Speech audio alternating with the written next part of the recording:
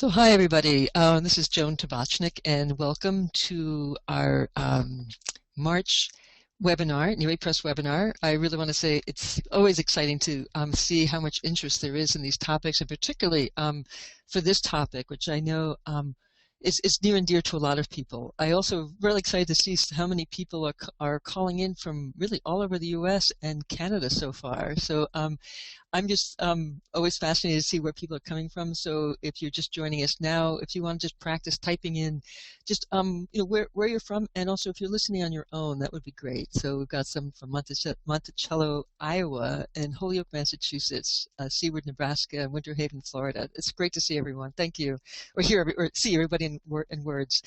For those of you who don't know about Neary Press, our mission is to share the cutting-edge research and best practices emerging in our field. And our focus is on work with children and adolescents with sexual behavior problems. But we cover a whole variety of issues around sexual abuse. And what makes us unique is that we're professionals who work in the field. And so we hope that that our learning will be shared. We're always looking for ways to share our learning. And for many years, we sold only books. And the last 5 years, we've begun to offer online courses as well. The newsletters that take a research article each month and puts it into an easy-to-read newsletter. And now, most recently, these webinars by some of our internationally recognized authors. We hope that you'll consider becoming a sponsor. And I'll talk about that a little bit later in our webinar. In terms of just, a little housekeeping, I want to say that because every kind of workshop you'll ever go to, there are learning objectives. And so I want to give a chance to just tell you about what our learning objectives are, which is to introduce basically all of you to the range of neurodevelopmental delays that are often exhibited by clients with behavior and learning problems.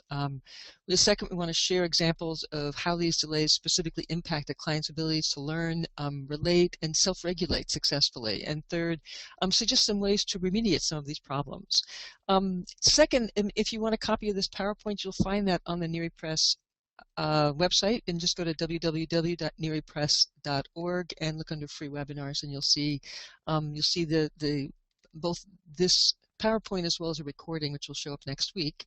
So we will send you a notice about next week to let you know when that recording is up if you want to listen to it. And third, just when the workshop is over, can you please be sure to close out your account? And when you do that, we'll be sending you an evaluation. And we really, truly appreciate your feedback. So if you can take a minute to fill out that evaluation, it would be great. And again, we'll be sending you a link to the recording as well as to a certificate of completion after next week after this is over. Also just say that we are now offering 1 CEU credit for each of these webinars for $5, and all you have to do is go onto the Orlando Behavioral Health website, and there's the link right there on your screen, and you can again find that on the Neary Press website. I also want to just take a moment to introduce our really, really wonderful speakers today, and I'm really thrilled to do so. Penny Cunningham currently works at Neary as the Director of Brain-Based Learning and Resource Center, and she also trains and consults to special education programs as well as residential settings throughout the country. She's been working in the field of regular and special education for over 30 years and has written a number of books. Neary Press has published 3 of them, Try and Make Me, which is Power Struggles, as well as co-wrote with Shannon, who's our other presenter today, Smoothies for the Brain, brain-based strategies to diffuse behavior problems, and the Brain Detective. It's a practical tool for helping misunderstood children and teens. What I love about Penny, she's a lifelong learner, and she has a doctorate from UMass, a master's in teaching from University of Chicago, and an MSW from University of Connecticut. Shannon Shabbat currently also works at Neary as the Developmental Movement Coordinator and is part of the Brain-Based team, where he works one-on-one and in small groups to address a whole variety of things, for example, such as delays in gross motor and fine motor, sensory and muscle tone and strength changes. His work at Neary also allows him the opportunity to consult with multiple special education programs throughout the state, and has also authored those same books with Penny. So really welcome to both of you. And for those of you who don't know about the Brain Detective, this is an easy-to-use tool that helps assess possible brain-based problems. It's a great, easy-to-read booklet, and by looking at a child's behavior, it provides you a tool to identify possible neurodevelopmental obstacles to communications and learning. But furthermore, the booklet explores these brain-based keys, and how do you make changes to lead to both more successful teaching, parenting, and treatment outcomes. And right now we're doing a special offer that for $5, including shipping and handling, you can order that by calling our toll-free number. So give us call Neri Press if you're interested in buying that book on the special deal. So I think without further ado, I'm going to turn this over to Shannon and to Penny, who are going to do a really wonderful, succinct 30-minute presentation here. This is Penny, and I'll be starting out. I want to be sure that the slides are here. Yes? I'd like to begin with a question that we all hopefully ask ourselves periodically. When a client won't do what you ask, refuses to complete the work, fidgets constantly, spaces out, wants to move around all the time, or forgets what you tell him over and over, how do you usually respond? How do we usually respond? I believe we often see these behaviors as an attitude problem, some kind of emotional resistance. However, it may not be. The resistance may be brain-based, not based on a choice just to be difficult. The term brain-based refers to the findings in neuroscience research made in the past 30-plus years that provide us with some new lenses through which to understand our clients. With the advent of brain imaging tools like MRIs and PET scans, we can now watch what's happening in the brain as well as where, as we carry out a task both in a particular moment and over time. This research has resulted in evidence or brain-based practices focused on the underlying reasons for behavior problems, as well as how the brain learns and regulates best. This in turn means we as professionals can improve the effectiveness of our treatment work immeasurably by both incorporating the brain's rules for optimal learning and self-regulation, and organizing what we do with those rules in mind. Now, there are different components of brain-based intervention that one can focus on. One of them is related to strategies to engage and motivate our clients, like making a tactile or whole-body game out of an assignment or task. Next, there is the area about assessing your client's learning or communication style when studying something difficult or under stress. As examples, after assessing a particular client, you might find that this person is able to participate more fully in the class or counseling session if he can move around while you talk, or be provided with visuals or pictures to accompany an explanation or concept or required skill. We can also alter the physical environment, like allowing clients to read material in dim, not bright light, or in a room that's cooler than normal. I myself need both. After I assessed what worked best for me some 12 years ago, I found I was much more productive when I could work in a room with dim light and the heat lowered. Now, another area of brain-based research is addressing cognitive weaknesses, like a client's poor short-term memory, or a client who needs mental structures like color-coded lists or step-by-step instructions to make sense of what you were sharing with them. And last, there's the component related to neurodevelopmental delays. This is the one we're going to focus on today. Now, to begin, we define a delay as a gap of variation or impairment in the way a child or youth's brain and nervous system are growing that can affect both learning and behavior.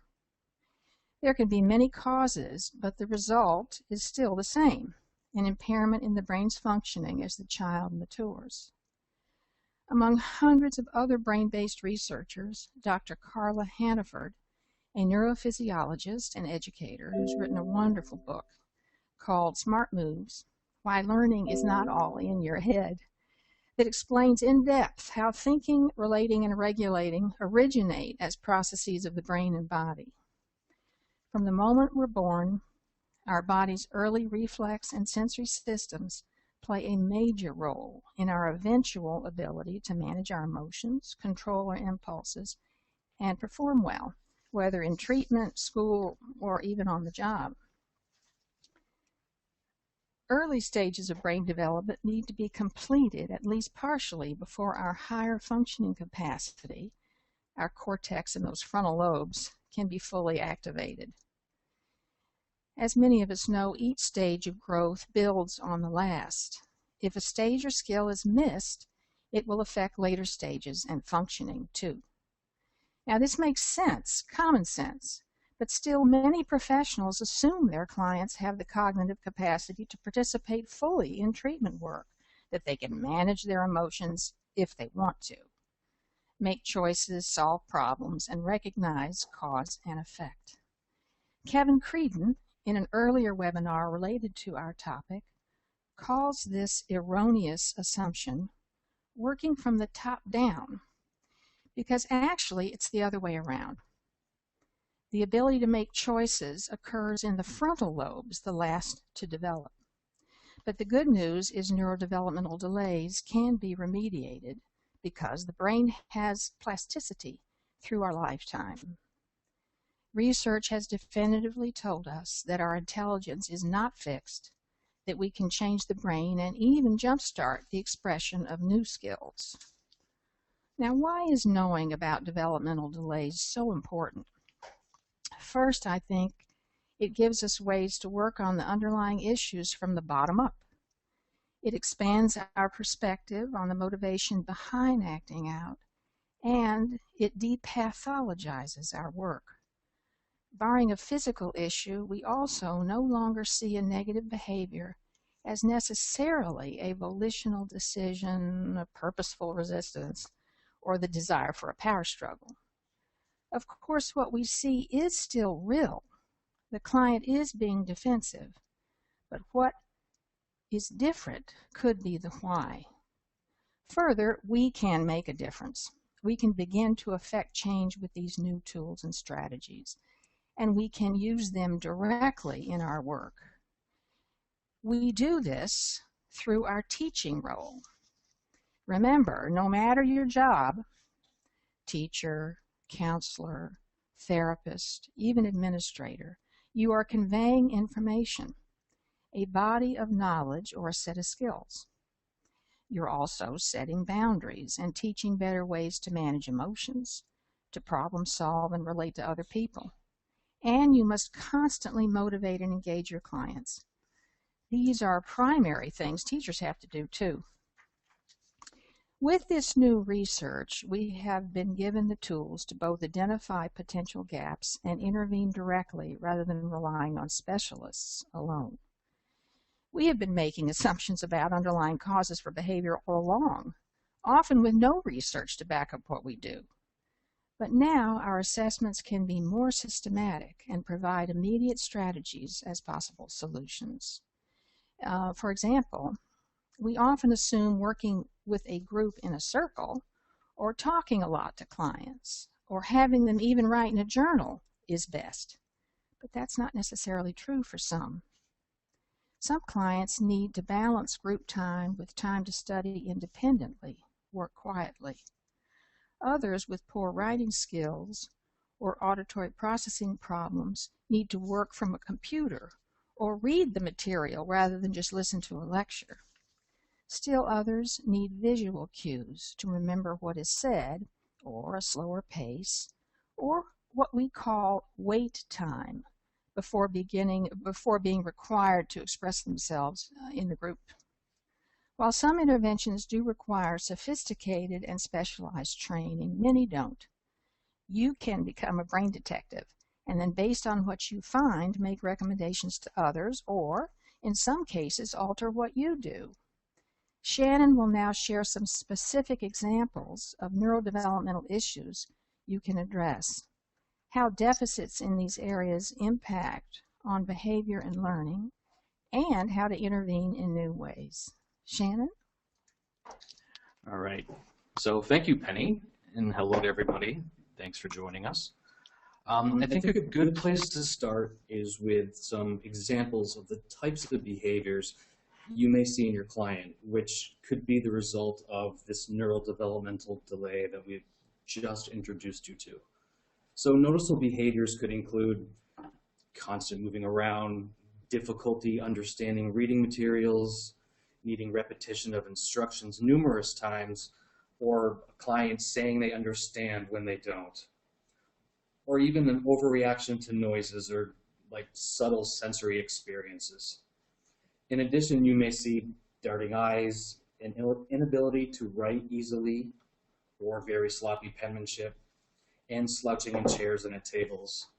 I know in our experience, these behaviors are indicative of neurodevelopmental issues or delays combined with survival strategies that clients develop to compensate for these delays. All right, so how do we normally interpret these problems? More often than not, these behaviors are interpreted as attitude problems, unwillingness to pay attention, oppositionality, and or maybe a lack of motivation. So let's take a couple of these delays, the behaviors that accompany them, and the actions we can all do to help remediate the identified problems. Okay. So Penny began this discussion by introducing you all to a possibly new, but definitely, at least in my opinion, a different lens of looking at your client's behavior as the result of underlying or developmental delays, rather than the more traditional lens of cognitive functioning or psychology. So this new lens reflects a brain-based approach, which builds upon where your clients are developmentally using screens and assessments from many areas. What I'm going to do is explore this a little bit further by providing two examples of the multiple areas in which developmental delays can occur. As you can see from the slide, there are a number of areas or lenses to look at when figuring out what is going on with your client. Deficits in any of these areas impact on behavior, ability to gain knowledge, and affect ability to self-regulate. But given the time restraints of this webinar, I'm going to be talking only about the first two areas, reflex integration, more specifically the motor reflex, and the next one on the list, which is auditory processing. All right, so, but I do want to take a moment to briefly define the other areas listed. Third on the list is vestibular balance or functioning. What we are talking about here is the vestibular system, which is located within the temporal bone and including the inner ear refers to our balance center. It is this system that determines our relationship with gravity, whether we're moving around or sitting still in a chair. This system also helps with the location of sound, enabling your clients to turn their heads in the direction of the sound or to locate conversation. Now, a student with vestibular problems or delays may appear constantly irritated or dysregulated. They may have difficulty focusing and be unable to pay attention. This can mimic ADHD, but it may actually be a vestibular problem. Next on the list is interhemispheric imbalance or midline. Now, the midline refers to an imaginary line that divides our bodies into right and left sides. In order to be able to read and move, clients need to be able to cross this midline. By doing so, both sides of the brains are able to communicate. If you can't cross the midline, you will have the extreme difficulty comprehending reading assignments. Your eyes may not be able to track from left to right when reading, which could cause your client to lose their place. And also your client may appear clumsy and become frustrated with organized sports or physical activity. In each of the last few areas, I will define there are also observable behaviors and learning issues associated with that deficit, but for purposes of this webinar, I'm just going to define the last few so our language becomes a little more familiar to you. Let's begin with gross motor. All right, gross motor refers to the ability to complete coordinated actions using the large muscle groups in such activities as creeping, crawling, and walking. Fine motor refers to the ability to complete coordinated actions using the small muscles of the hand and wrist. Now what you do is you complete tasks such as clasping a writing instrument or picking up small items. Vision refers to the eye's ability to work together, or eye teaming. Also the ability to track, which means the smooth pursuit of the eyes like you would do in reading from left to right. Another piece of that is saccades, which is switching between objects, and accommodation, which is looking from near, such as down at your desk, and then up at a board, which would be far, and then back to your paper. Last on the list is sensory integration or processing. Now, this refers to the client's ability to make sense of auditory input, visual input, touch, movement, and energy modulation is in the same area as this self-regulation. It refers to the how and what your clients do to modify behavior. It creates almost a sense of inner calm. Now, one thing I want to note is these areas do not exist independently of each other, so therefore deficits in any of these areas can be a result of deficits in many areas rather than just one, so they kind of intertwine. If you want some further exploration of these behaviors, please check out our Brain Detective book. And on to the next. All right, we're going to move on to primitive reflexes. Reflexes are defined as an involuntary response to stimuli and are the beginning of motor control. We are born with these involuntary movement patterns. These patterns appear in infancy and disappear as the child is in motion and learns new skills. So typically a child is born with well over 100 primitive reflexes. These reflexes include the blink reflex, gag, yawn, cough reflex, the rooting and sucking reflex, and the grasp reflex. That's actually pictured above in the slide, the little hand grabbing onto the finger. Through reflexes, the infant learns about neck and head motion and equilibrium. And it's the stimulation of other systems like auditory input, visual input, tactile or touch. These work to help provide feedback and eventually help integrate reflexive patterns. So for example, as a child begins to crawl towards an item or a person, the rug that the child is crawling on provides sensory feedback. The eyes are working to locate the item. The child may be listening to the sounds of their parent's voice or the noise of the toy they are seeking. The information provided by all these various systems together, they help train the brain to eventually no longer need a reflex to assist with movement and body control. But these initial reflexes are critical to early survival. Reflex integration happens when primitive reflexes can no longer control what one's body does. The complex interaction between the motor and sensory systems, it allows the reflexes to become integrated. When a reflex is retained or not integrated, that's when the client can build on faulty patterns and have inner experiences that affect everyday life. Reflex integration enables a client to perform everyday tasks like hold their head up, use correct posture, or even grip a pencil. In the next slide, we're going to explore this moral reflex a little bit more.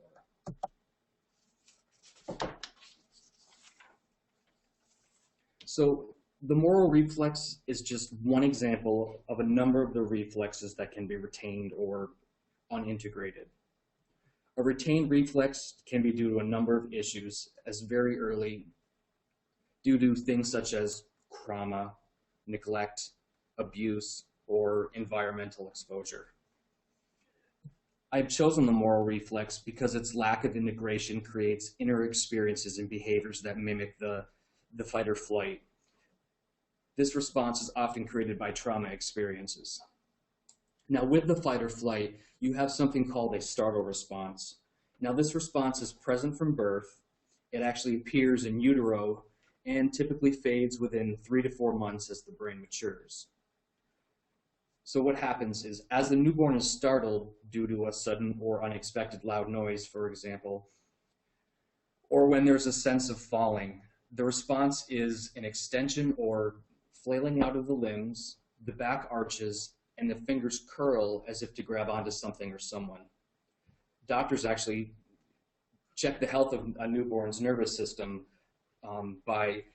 they hold the child's head in their hand, and there's a slight dip in the neck, and the child responds. And the responses vary between fight, flight, or freeze. So the response is not purely muscular.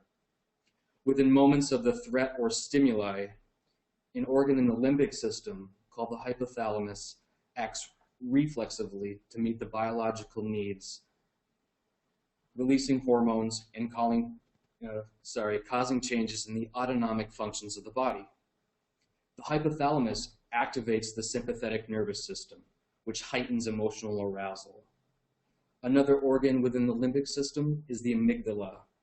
Now, the amygdala learns from experience, so it is able to detect a signal or a threat, which appears to be linked to past painful experiences and happens to trigger the startle response.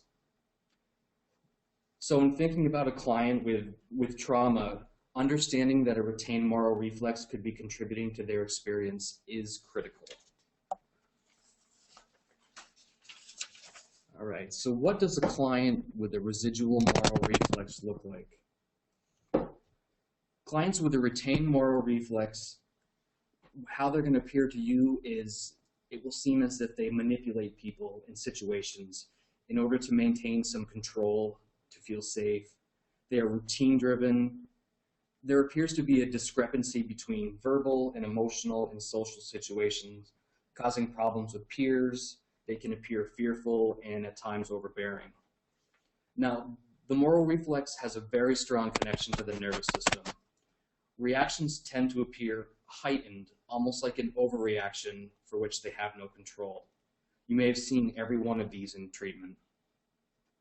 And the first behavior on the slide, which says is hypersensitive and overreactive to certain stimuli. This stimuli could be something subtle, such as a change in light or temperature, to something more heightened sensations, such as touch, stress, changes in routine, sudden or unexpected loud noises, and exposure to other triggers. The second behavior appears to have difficulty controlling body movement or accurately perceiving spatial environment. Your client may appear clumsy or hesitant navigating up and down stairs, walking, or participating in physical activity. Your client may bump into things or people and appear unaware that this just happened. They seem almost oblivious to their surroundings. This may come across as risk-taking. And the final behavior on this slide exhibits insecurity. We're talking about sense of self or feeling of safety. This may present as low self-esteem or poor social and emotional skills as well. Got some mic feedback there. All right, just a few more observable behaviors. Getting stuck on that one today. Exhibits general anxiety or fearfulness, has poor adaptability or dislike of change. Remember, the moral reflex is a response to our fight or flight system. If your client has this retained reflex, they are going to appear always on edge, looking and feeling anxious and fearful of anything from new people to new environments. So you can imagine how constantly being in this state of alertness could cause your client to want to gain the control back. For many, routines and sticking to predictable schedules gives them some sense of control. When this is taken away, your client's reaction appears quite dramatic. So let's talk about some next steps. Research suggests that supposed automatic responses of the nervous system could be controlled through self-awareness and self-regulation. Penny mentioned this a little bit earlier in the slide. What this is it requires the learner to pay attention or be mindful of their internal sensations and emotions. Acknowledge that, yes, there is emotional pain, but it cannot hurt me. To lessen the startle response, clients who are able to recognize the sensation itself, and this will enable them to quiet the response and make sense of how their bodies are reacting. There are other activities that you could recommend to directly address reflex integration. Many of these interventions are now common within the trauma treatment world. Lesser known, however, and more resonant with neurodevelopmental constructs are, if we look at the first one, rhythmic movement training.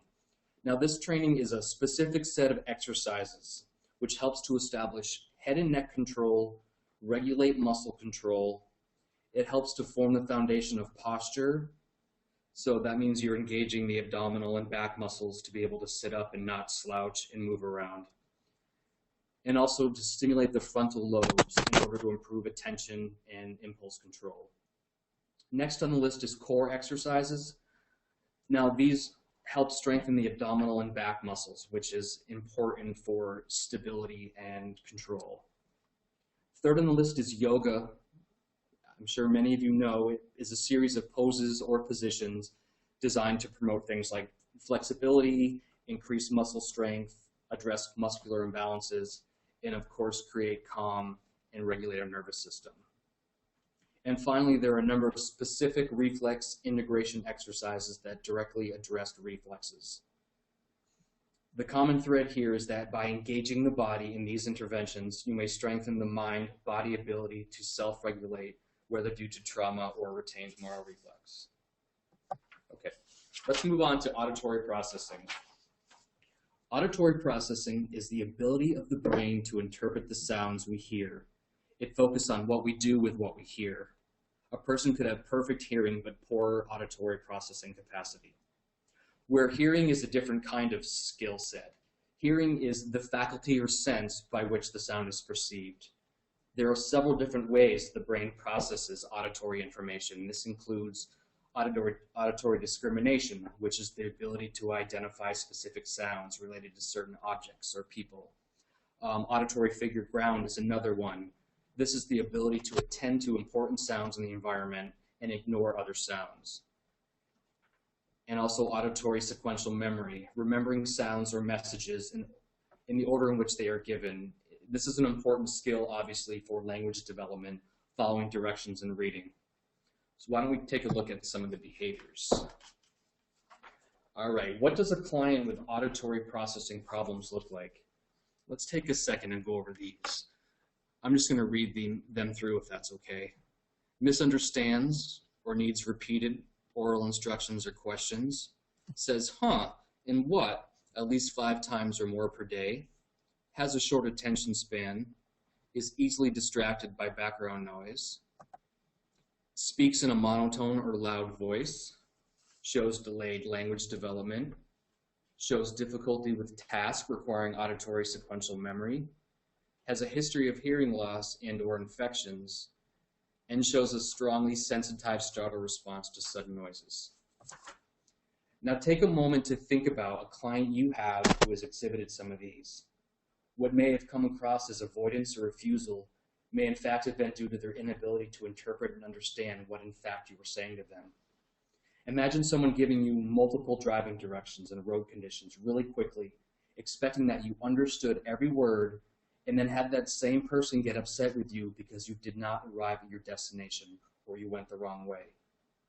Knowing that an auditory processing issue is a possibility could be a game changer for some of your clients. It is possible for your client to have fine hearing but have an auditory processing issue or disorder. So if your client had a hearing problem alone, that would warrant further medical intervention. If your client had both a hearing and an auditory processing problem, the hearing problem would need to be addressed first. If a receptive or expressive language issue emerges, a speech and language evaluation might be appropriate.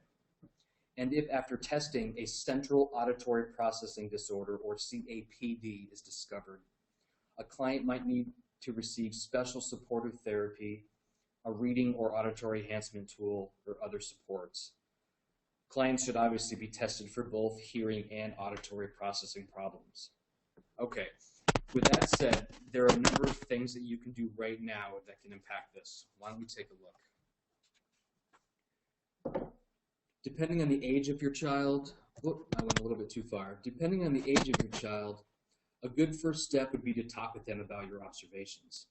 So this could mean just sitting down together quietly in your working space and bringing your attention to sounds in the environment. Notice, is there a buzz from the electronics? Are there noises from the other rooms? Things like that. Together, figure out the comfort level or even the level of distraction of these noises. What adjustments can be made? And then provide opportunities that help your client cope with an auditory problem. Provide practice of listening, repeating, rhythm games, sound recognition patterns, music, or things like Simon Says. I'm just going to take a quick moment and explain the items on the screen here. So number one, auditory stimulation program. Sorry, we're getting some audio. So an example of this is the listening program. And the listening program is a music-based auditory stimulation method that trains the brain through specialized music. It trains the brain in auditory skills to help the brain effectively listen, learn, and communicate. There are other things out there, but I wanted to give you just one example. Next on the list, sound amplification or sound reduction devices as needed. An example of this is an Echo or a Whisper phone. Now, this is basically a small device that sits on the ear and has a small tube resembling a headset that amplifies sound. The client would be able to hear enunciation of each word or sounds and hear their own voice. Third on the list is a longer wait time. And this is exactly how it sounds. Wait longer than you would normally for a response. Give them time to process, to really hear and interpret what you're saying. And then we move on to visual and tactile cues. Visual cues can be instructions that are written down, things that are labeled. Tactile cues could mean manipulatives or a brightly colored schedule with things they could touch and move around. And then the last on the list is environmental changes. And this is as simple as it sounds. Turn off the radio, AC, and make the work environment free of distraction and sound. All right. So we are going to move on to, all right, it looks like we are out of time, so we'll have to stop here. As I mentioned earlier, there are a number of other areas of neurodevelopmental delays that can impact on learning and self-regulation. Hopefully this webinar has provided you with an introduction to these important perspectives. Great, thank you. Thanks so much, Shannon, and Penny as well. It's great, and I love my favorite comment so far. Like there was a little bit of sound problems. What I love was that someone said that they were having some sound problems, sort of ironically. So I thought that was great. So what I want to do is to take a few minutes to sort of take questions from the audience, and just to let you, to let other people, I know we've gotten a couple questions already, and just to let people know that if you do have some questions, please, let us know. And I think also that people are still writing in that, I guess let me know if you're still having some sound problems, and if you can hear my voice clearly. I know that we've been working behind the scenes to clear some of that up. So maybe just to begin with, just the first question is, you've covered so much in this, and I know that there's a lot of questions coming in, but what are some of the different kinds of sort of calming tools that one can use with the client? So I think that, certainly to be able to work with the client, that's probably the first step. So do you have any suggestions here? Sure, I can answer that question. Sure, it can be as simple as just finding a quiet space to sit, silent reading or journaling. So Shannon, they're getting an echo, so it's hard to understand. Is there somebody has their speaker on now in their computer? Does anybody have their speaker on their computer? There's some feedback.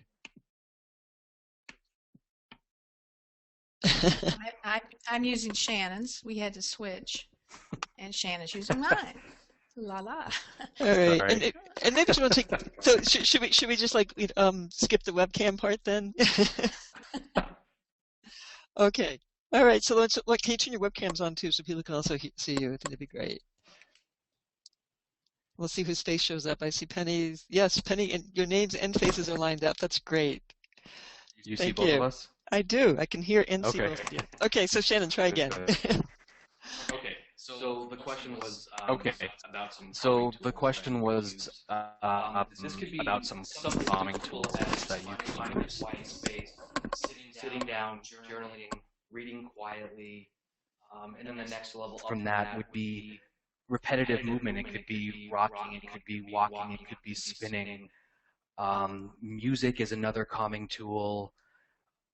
Some of our students, and I know for myself, enjoy like tactile like stuff to fidget with or to touch that can be very soothing. A couple more. I don't want to hold up too much time. Weighted body blankets, weighted vests, therapy balls to sit on. Great. No, that's wonderful. Also, can you hear me? I can. There seems still an echo still. I don't know if Oh dear. um, Well, I was suggesting tone of voice. Oh, that's true. Yeah. Tone of voice. Try Move scooting over. a little bit. Okay. And facial expressions make a difference. They can often calm somebody down.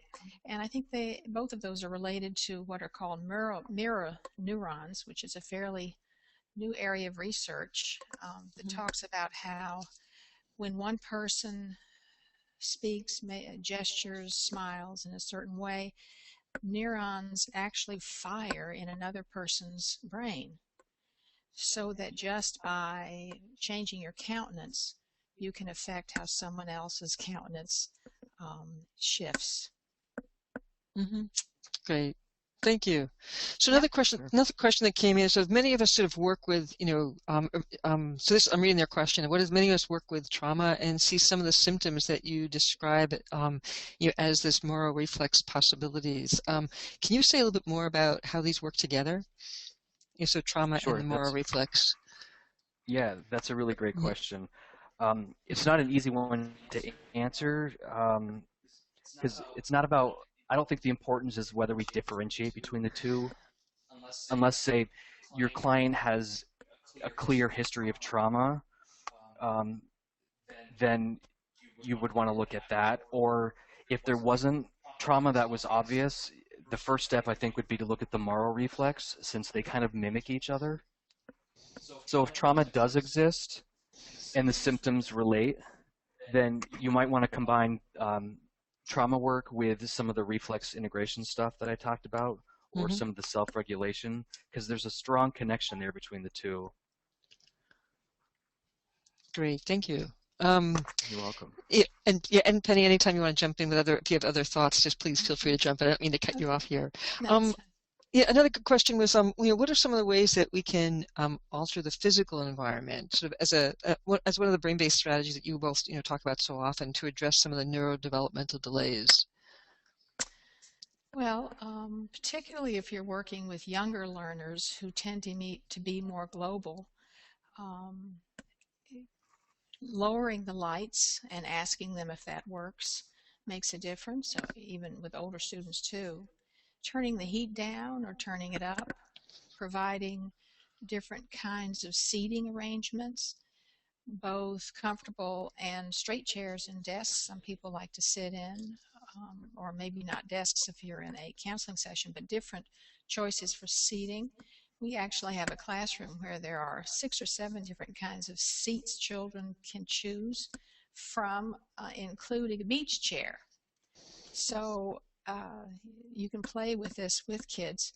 And of course, you only use these environmental supports provided the children respond positively and attend more as a result in the treatment work. There's so many of them. Yeah. There's the use of music or no music. There is providing food and drink or not for students or learners or clients who don't want them. Can you all think of any others? No, you did well. Great. Okay, great. So I'm getting one question that keeps coming in from a couple different ways is is that like, for example, one person asked, like, how many signs need to be seen in order to suspect auditory processing problems? And I think conversely, another person asked sort of a similar question, which is that they've been working with a client and basically that some of the, as they've been reevaluated by the local special ed people, they said that there was no longer a central auditory processing problem. So it seems like there's a difference here between what people see is like when you see maybe one thing, it's maybe not considered a processing problem, but if you see multiple ones, and how would you look at a situation to say, like, how many signs are needed in order to suspect some sort of problem or processing? Well, Auditory. In this booklet we wrote, we have a list of auditory problems or potential symptoms that you can identify based on your observations, and we suggest that you have to have at least 4 or 5 of those symptoms before you take the next step. I mean, you don't have to. Depends also on how strongly these appear, how often. But we suggest you need a number of them, and then you might begin by talking with the child, observing them over time, and then going to talk to a professional in that area. We have students who've had auditory processing problems who, in their past, who've come here and a specialist has said they no longer have these problems and we think they do, or vice versa. So I think you need a number of different tools to use to assess these youngsters and do a lot of observation and talk to other professionals. Great, thank you. Do you want to add anything? Shannon, did you want to add anything, or are you good with that? No, I agree with everything you said, yes. Well, she is your boss, right? So yes, absolutely. So here's another question. So now that basically someone was saying now that she's learning sort of all these different ideas, and some in particular said like the Moro reflex was like a real like new learning for her, and she was excited about that. So Awesome. But someone said it's making her a little bit overwhelmed with what to do next. Can you make some suggestions about how to sequence this, how to think about what is the next thing you would do if you're with all this new learning? Well, we've actually talked about this question a little bit. It's come up over the years, and it's a common reaction to have. It's very natural to be a little bit overwhelmed, or, oh, this is new. All this new information that really is language that specialists have been using and not we until recently. So it's common to have a kind of, oh boy, reaction. Shannon and I certainly did when we started to do this work some 13 years ago. I think that you need to start slowly, and you need to do something that makes you feel comfortable. Either read something, go talk to a specialist in one of the areas, an OT or speech and language person, kinestheologist, or read the reports more carefully, and then our book, which gives you some suggestions as to how to begin to identify behaviors that you see. Do you all want to suggest anything else? I don't think I'm not sure that I can hear it. Can you hear me? So Steve, we can't hear you. Steve's here in the room too. Yeah, they can't hear you, Steve. Okay, just borrow his. He's going to borrow my headset Okay. for a second. Hold on. Hi, Joan and everybody. I'm sorry to insert myself into the conversation. Steve Ventus from NERI. Shannon and Penny were immersed in this world for years before I came to the table. So I had that same response in terms of, am I misinterpreting, signs and symptoms as being psychological or, somehow attitudinal or behavioral when actually they're neurodevelopmental. And so that reaction of, and what do I do now? I actually think that the most wonderful thing that could come out of this is that you have an response, that you just have the question pop in, maybe, I wonder if, could it be?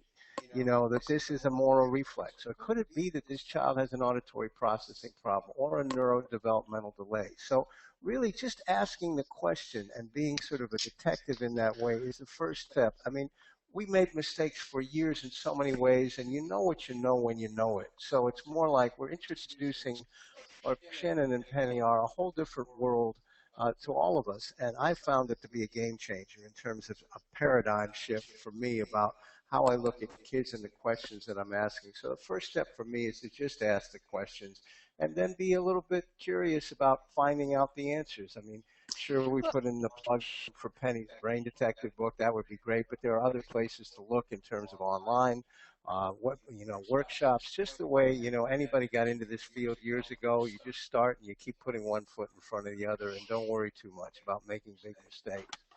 We also listed out a bunch of resources at the end of this webinar for you to see, and there are wonderful books that are easy reading in each area.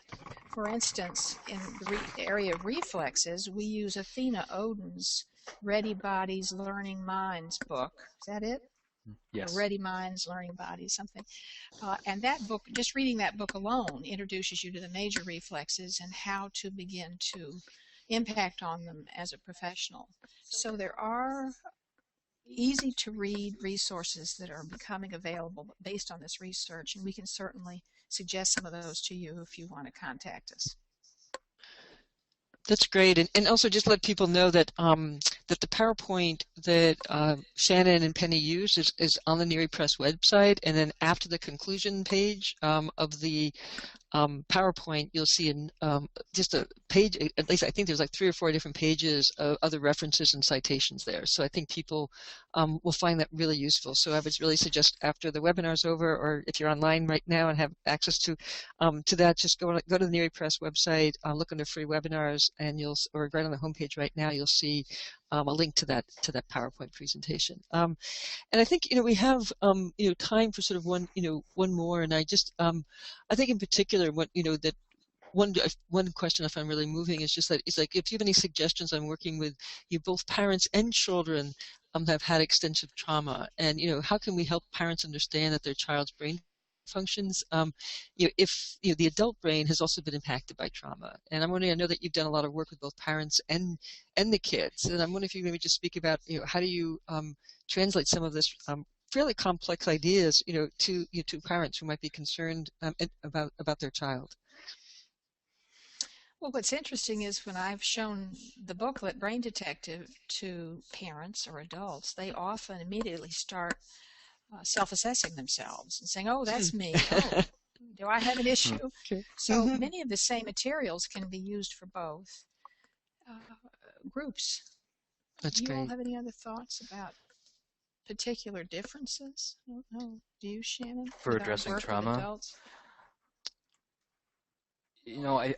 I think a big step, and I hope this is relating to the question specifically, is just taking a step back and observing.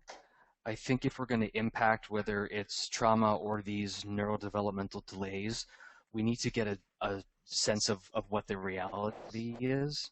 Mm-hmm. So I think in working with whether it's adults or whether it's with kids, figuring out what their reality is like, and then from that, what sort of assessments and tools do we need to help get them to something that can help? Well, and I think there are 3 major brain-based principles that parents and other professionals can use to begin to affect trauma. One of them is creating a safe, relaxed environment, wherever that is.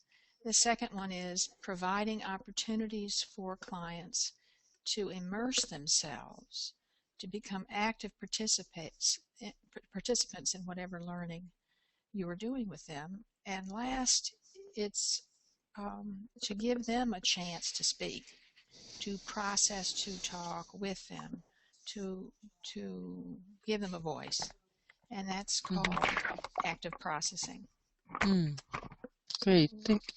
Thank you both. Principles, I think, help too. Yeah. Great. Well, thank you both. And I just want to take a moment at the end here to just remind people that not only that we both the first that we put together this monthly newsletter, and once you sign up for webinar, we'll automatically sign you up for this newsletter as well. I think you'll find it very useful, but you can always unsubscribe. It's very easy. You can, how to do that. Just a few housekeeping reminders to say that that again, the PowerPoint is posted, and also by next week we will be posting recording of this webinar as well, and send you a certificate of completion. So just be patient with us, and by next week you will have all that information sent to your email box. I also want to let people know that we do have other webinars coming up, and the next webinar is with Robert Kinshroff, and it's looking at a developmental perspective to sexual abusive behaviors. Also, we could not do this without without the support of our sponsors. And I just want to first do a huge shout out and thank you to our sponsors, and also to say that that if you are interested in becoming a sponsor, please contact us directly at either info@nearypress.org or call us directly. You can find information on our website.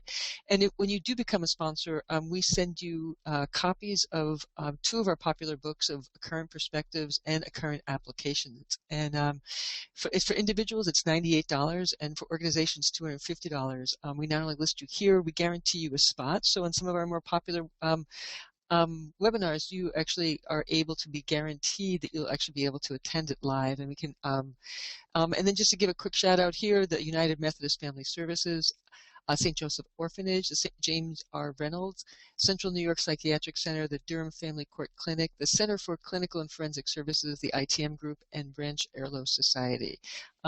Last, I just want to thank both of you, Shannon and Penny and Steve, for your guest appearance or your cameo here. Just really, this was a really invaluable, I think, webinar, and I know both of you were really unsure about the technology here, and I think you did a fabulous job. So thank you both. And also thank you to our audience. Please remember to sign out so that we can send you the feedback form, and we hope to see you next month on the developmental perspective with Robert Kinshroff. Thanks, everybody. Bye-bye. Thank you. Bye. Bye-bye.